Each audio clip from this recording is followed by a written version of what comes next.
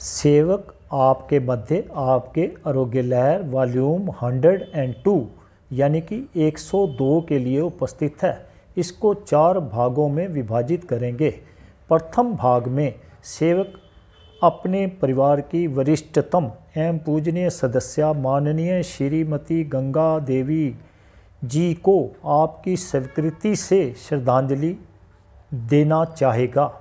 दूसरे भाग में राष्ट्रीय मीडिया को इन दिनों क्या रोल अदा करना चाहिए था, उस पर चर्चा करेंगे।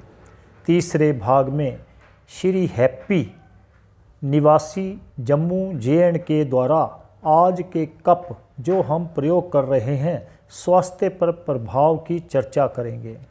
चौथे व अंतिम भाग में आपके प्रश्न ठंड लगने पर साधारण क्रिया का डेमो देने के साथ साथ एक छोटा सा प्रयोग भी साझा करेंगे।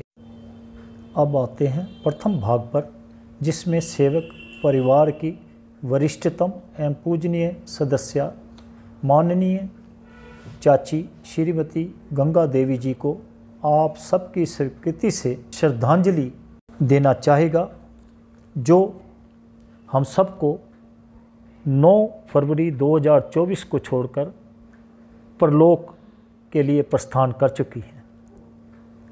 जैसा कि आप इन पिक्स में देख रहे हैं, इनकी अंतिम अरदास गुरुद्वारा श्री कलगीधर बेरीवाला बाग सुभाष नगर में संपन्न हुई, जिसमें विभिन्न राजनीतिक पार्टियों, धार्मिक संस्थाओं एवं सामाजिक संस्थाओं के वरिष्ठ सदस्यों ने भी श्रद्धांजलि दी, जिनमें माननीय श्री महाबल मिश्रा जी, माननीय श्री अनिल मित्तर जी, माननीय श्री श्याम शर्मा जी, माननीय श्री सुरेंद्र सेतिया जी, माननीय श्री जितेंद्र पाल सिंह गोपा जी, श्री सुशील महाशय जी, श्री संजीव भराड़ा जी, श्री सुभाष शर्मा जी, श्री प्रवेश सानी जी, श्री गगन सानी जी, श्री अशोक चुग जी, श्री बबलू छिब्बड़ जी, श्री हनी सन्नी जी, श्री भगवान दास जी, पारिवारिक सदस्य एवं मित्रगण सम्मिलित हुए। माननीय चाची जी बड़े ही उदार एवं सरल स्वभाव के जीती जागती विभूति थे। किसी भी सदस्य से न तो विचलित होते थे, न ही पारिवारिक सदस्यों को होने देते थे। एवं परमात्मा वाहिगुरु अल्लाह से प्रार्थना करते हैं कि उनको अपने चरणों में स्थान दे एवं परिवार में भौतिक रूप से न होते हुए भी अपना आशीर्वाद बनाए रखें। अब आते हैं दूसरे भाग पर कि आज राष्ट्रीय मीडिया का रोल क्या है और क्या होना चाहिए था। उससे पहले कुछ न्यायिक निर्णय एंड हैपनिंग्स की चर्चा करेंगे। जैसा कि माननीय सर्वोच्च न्यायालय की खंडपीठ, जिसकी अध्यक्षता माननीय मुख्य न्यायाधीश श्री DY चंद्रचूड़ जी कर रहे थे, उन्होंने राजनीतिक पार्टियों की सोर्स डोनेशन इलेक्टोरल बॉन्ड द्वारा को अनकॉन्स्टिट्यूशनल डिक्लेयर कर दिया है एवं स्टेट बैंक ऑफ इंडिया को निर्देश दिया है कि पूरी डिटेल्स निर्वाचन आयोग को दें एवं निर्वाचन आयोग को निर्देश दिया है कि 13 मार्च 2024 तक उसको सार्वजनिक करें।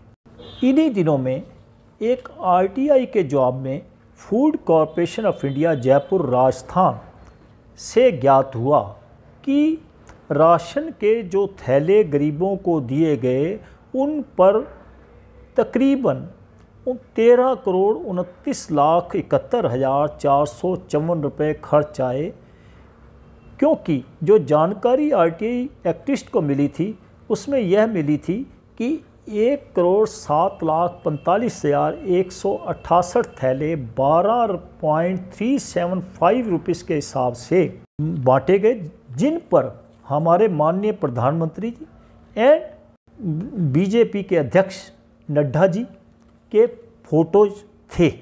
तीसरा, आपने एक खबर यह भी सुनी होगी कि मुख्य चुनाव आयुक्त के चुनाव एवं चुनाव आयुक्तों की नियुक्ति में माननीय सर्वोच्च न्यायालय के मुख्य न्यायाधीश को उस कमेटी से हटाने के लिए कानून बनाया गया, क्योंकि पहले 3 सदस्यों में माननीय प्रधानमंत्री जी, माननीय सर्वोच्च न्यायालय के मुख्य न्यायाधीश जी एवं अपोजिशन के नेता शामिल थे, जैसा कि सर्वोच्च न्यायालय के निर्णय में आया था। लेकिन हमारी सरकार ने माननीय सर्वोच्च न्यायालय के मुख्य न्यायाधीश की जगह कैबिनेट में से एक मिनिस्टर को रखा। और आपने यह भी देखा होगा कि आजकल सेल्फी का भी वो चल रहा है, कि सेल्फी का भी आपको पहले भी बताया था कि आरटीआई के जॉब में ये पता लगा था, सेंट्रल रेलवे ने सिर्फ बताया था कि टेम्परेरी और परमानेंट पे जो खर्चा आ रहा है, टेम्परेरी पॉइंट सेल्फी पॉइंट बनाने के लिए 1,25,000 का और परमानेंट के लिए 6,25,000 का। और ऐसा हिंदुस्तान में हज़ारों जगह पे ऐसे सेल्फी पॉइंट बने होंगे और हज़ारों करोड़ इस पे भी खर्च हुआ।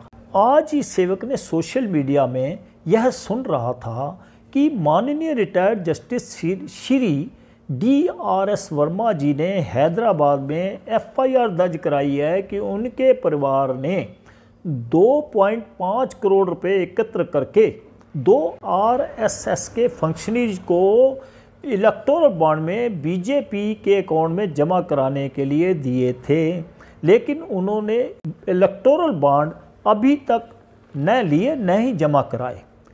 तथा उनका जो उद्देश्य मैंने सुना, उसका जो उद्देश्य सेवक ने सुना, उसमें यह पता लगा कि उन्होंने यह डोनेशन अपने पोते पोतियों को US में सेटल करवाने के प्रॉमिस पर दिया था।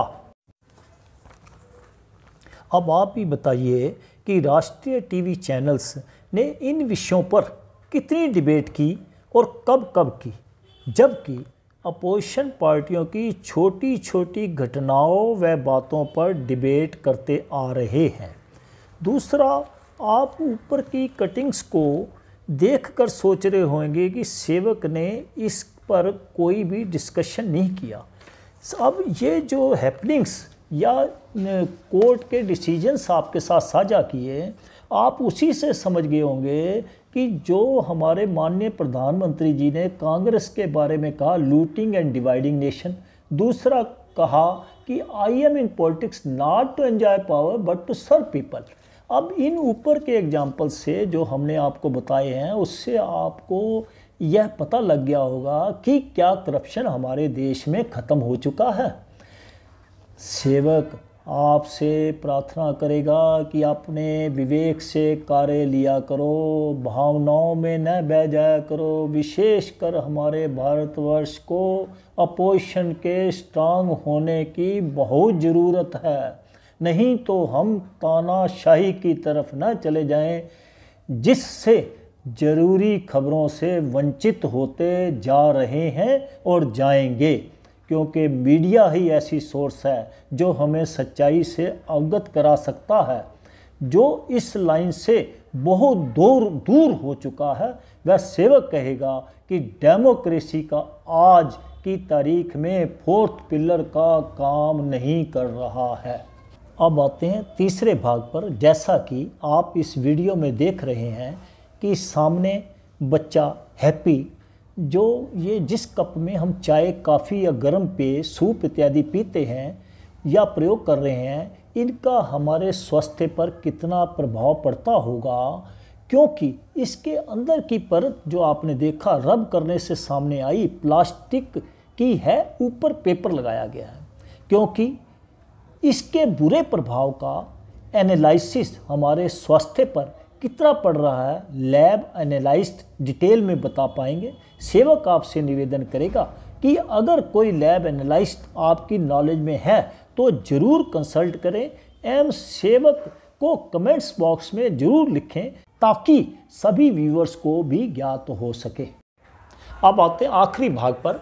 जिसमें आपने पूछा है कि ठंड लगती है, उसके लिए कोई साधारण क्रिया या प्रयोग बताएं। सेवक आपसे साझा करना चाहेगा कि आप अपने नेल्स को यानी कि नाखूनों को आपस में मिला लीजिए और रब कीजिए इनको आपस में। 5 से 7 मिनट जब आप रब करेंगे तो आप देखेंगे कि आपके शरीर में गर्मी, एनर्जी आ गई है, क्योंकि इससे ब्लड सेल्स हमारे विचरण करते हैं पूरे शरीर में, तो उससे शरीर में गर्मी आती है। ठंड के साथ साथ आपके अनेकों रोग भी दूर हो जाएंगे। इसके साथ साथ सेवक आपसे एक और प्रयोग साझा करना चाहेगा कि सरसों का, कच्ची घानी का थोड़ा सा ऑयल सोते समय अपने हाथों पर ऐसे लगा लीजिए और आपके घर में गैस चूल्हा है या दूसरा चूल्हा है, उसको सिम आंच पर कर लीजिए और ऐसे सेकिए। ऐसे जैसे जब आपके ऊपर शरीर माथे पर गर्मी लगनी शुरू हो जाए तो आप उसके बाद अपने बिस्तर में जाकर सो जाइए। इससे भी आपके शरीर में गर्मी पैदा होगी और इससे भी कई प्रकार के आपके रोग भी ठीक होंगे। खास करके जिनको निमोनिया की शिकायत ज़्यादा होती है या उनको भी ठंड लगनी बंद हो जाएगी। इसलिए आप इन दोनों क्रिया और प्रयोग का जब प्रयोग करेंगे तो आप देखेंगे आप तंदुरुस्त भी हो जाएंगे, आपके बाल भी जल्दी सफ़ेद नहीं होंगे, आप पर बुढ़ापा भी जल्दी नहीं आएगा। अब सेवक आपसे इस वॉल्यूम को समाप्त करने की अनुमति चाहता है। जय हिंद, जय भारत।